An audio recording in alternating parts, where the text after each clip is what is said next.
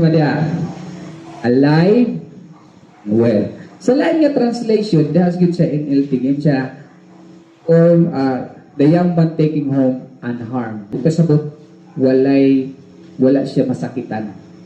Report, alive and well. Kung pasabot, si Eutychus, namatay ba? Tama ba? So pag mahulog ka sa Kristo, imagine na kay something gas-gas, naging kay something samad.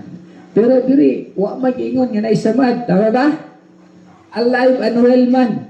Nga naman, pag ang Ginoo gani mo restore, dahil ang Ginoo mo restore, makaingon ka ba nga, ang tao gani pag naay Ginoo, bisag dakog problema, makaingon nga, mura man nagway problema.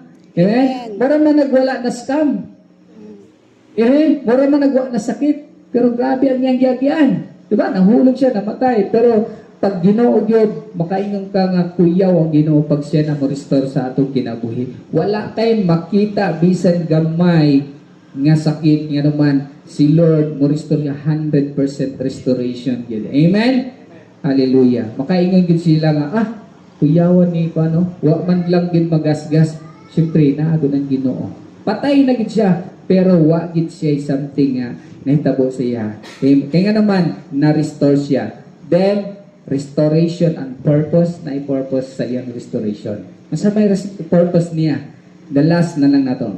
Yun siya, the young man home alive and were greatly comforted. Greatly. Kisa may na, mga tanong ko, everyone was greatly relieved. Kisa maning everyone, si Eutychus ba ni o bang tao? Sila tanan nga to. Laing tao. Si Eutychus ang alive and well. Ang nag-greatly relieved, kaya nakaginhawa, nalipay, sa laing nga tradition, mga tao na encourage.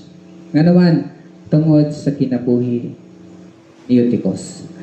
Every time nga naay i-restore si Lord sa atong kinabuhi, every time nga ipakita nimo mga tao nga nakailasay muha nga gi-restore ka sa Ginoo, ang upang tao makita sa imuha makaingon nga kuyaw ang Ginoo, ma-relieve sila. But pasabot, it's a great testimony sa kinabuhi ni Eutychus. Nabuhi si Eutychus, ang mga tao nalipay, nadasig. Abi nimo, kini man nga to ang kinabuhi pag kita i-restore sa Ginoo. Dili lang man ikaw ang madasig. Amen? Pati ubang tao madasig. Ay ang purpose sa Ginoo, ikaw mahimo kang panalangin sa uban. Kung nakita sa Ginoo ang imong kinabuhi nga adunay kabaguhan, adunay restoration, malipay sila.